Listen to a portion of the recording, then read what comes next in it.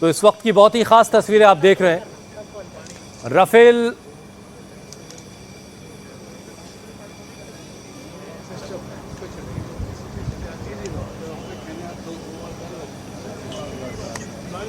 हमारे defence editor Manish Prasad हमारे साथ जुड़ चुके हैं। मनीष, ये राफेल कितनी देर में लैंड करेगा?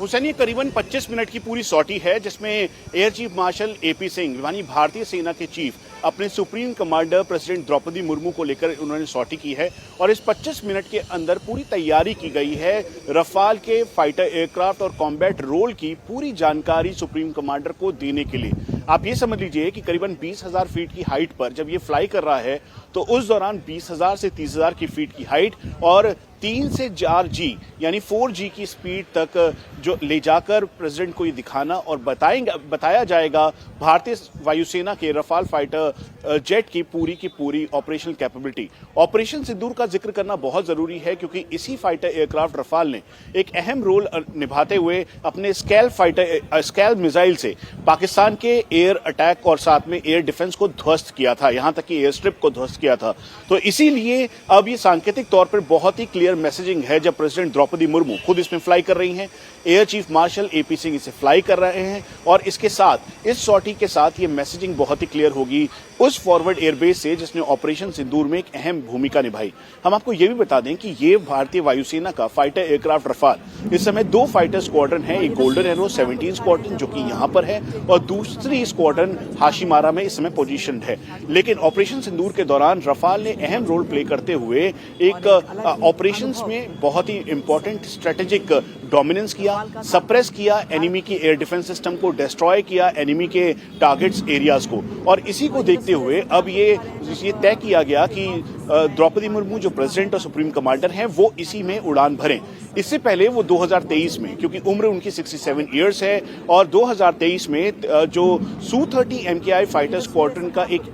भारतीय वायुसेना का फाइटर एयरक्राफ्ट है उसमें वो उड़ान भर चुकी हैं। उस समय भी करीबन ये 30 से 35 मिनट की उड़ान रही थी। लेकिन आज जैसे ही ये टेक ऑफ हुआ, करीबन 11:20 का वक्त था जब इसे टेक ऑफ किया गया और हमें बताया गया है भारतीय वायुसेना के द्वारा कि करीबन 11:40 और 11:50 यानी करीबन 12 बजे से पहले ये उड़ान वापसी होगी और उसके बाद उनको सब कुछ बताया जाएगा। इस बीच करीबन 1 से 2 मिनट के लगभग जो थ्रॉटल है यानी जो फाइटर पायलट्स अपने पास जिसे वो पूरा मूव करते हैं उसका पूरा फील द्रौपदी मुर्मू को दिया जाएगा ताकि वो समझ सके कि भारतीय वायुसेना का जो रफाल फाइटर एयरक्राफ्ट है ये किस तरीके से फ्लाई करता है, वो सब उसकी क्षमता समझ सकें, उसके जो कार्य कुशलता है उसको समझ सकें। हम आपको ये भी बता दें ये क्योंकि भारतीय वायुसेना आने वाले दिनों में, क्योंकि इस समय भारतीय वायुसेना में करीबन 29 स्क्वाड्रन है, कुल मिला के 31 स्क्वाड्रन थी, 2 MiG-21 की फेज आउट हुई, उसके बाद 29 स्क्वाड्रन रह गई। इसीलिए आने वाले दिनों में संभावनाएं जताई जा रही हैं कि फ्रांस के साथ रफाल को लेकर और डील हो सकती है। फ्रांस के जो रफाल फाइटर एयरक्राफ्ट हैं भारतीय वायुसेना में और शामिल हो सकते हैं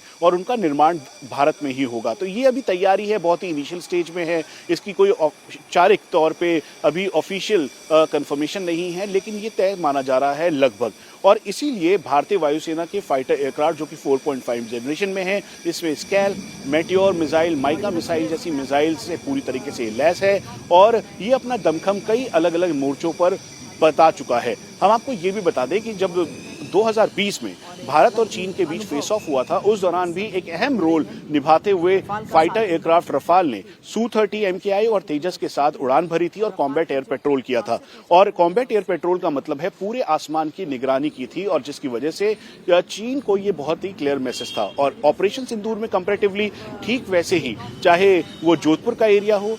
उसके अलावा जो राजस्थान का एरिया, गुजरात का एरिया, उसके साथ साथ जम्मू कश्मीर के एरिया, इन सभी एरियाज में जो रफाल के फाइटर स्क्वाड्रन्स हैं उन्होंने अपना शौर्य, अपना मैनोवर दिखाया। इसी वजह से 17 स्क्वाड्रन के जो इस समय कमांडिंग ऑफिसर हैं उनको जो ग्रुप कैप्टन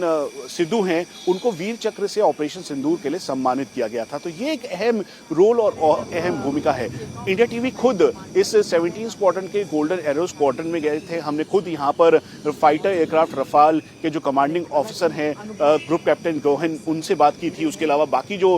यंग ऑफिसर्स हैं जिन्होंने ऑपरेशन सिंदूर में एक अहम रोल निभाया है उनसे हमने बात की थी। उन्होंने कहा था कि भारतीय वायुसेना का ये जो रफाल फाइटर एयरक्राफ्ट है ये बहुत ही सक्षम है और युद्ध कौशलता इसने हर मोर्चे पर दिखाई और यही वजह है कि भारतीय वायुसेना के गोल्डन एरोज जिनका इतिहास रहा है उन्होंने बहुत ही क्षमता के साथ रफाल के जरिए पाकिस्तान के एयर डिफेंस उसके अलावा जो उनके टामेक्स एयर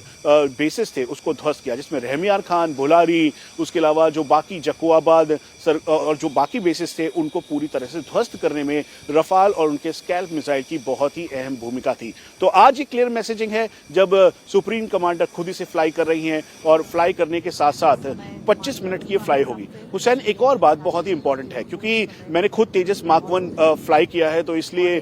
ठीक ऐसे ही हमें बताया गया भारतीय वायुसेना के द्वारा कि जैसे ही सुप्रीम कमांडर यहाँ पहुंची गार्ड ऑफ ऑनर से सम्मानित किया गया उनको, फिर उसके बाद उनके सारे पैरामीटर्स, मेडिकल पैरामीटर्स चेक किए गए। जो आप सूट देख रहे हैं उसे जी सूट कहते हैं क्योंकि ऊपर हवा के दबाव को देखते हुए ये जी सूट की बहुत ही अहम भूमिका होती है, तो इसीलिए उनको जी सूट दिया गया और फिर उसके बाद उनके ब्लड प्रेशर उनको चेक किया गया। क्योंकि उनकी उम्र 67 ईयर्स है लेकिन कहीं भी कोई थकान जैसी कोई चीज़ नहीं थी और इसी वजह से सुप्रीम कमांडर का ये बिल्कुल तयशुदा कार्यक्रम था कि आज वो रफाल फाइटर एयरक्राफ्ट फ्लाई करेंगी। और मैसेजिंग बहुत क्लियर है, जब सुप्रीम कमांडर को भारतीय वायुसेना के chief air chief marshal AP Singh खुद फ्लाई कर रहे हैं तो आप समझ लीजिए कि ये मैसेज सीधा इस समय पाकिस्तान को भी है और चाइना को भी है।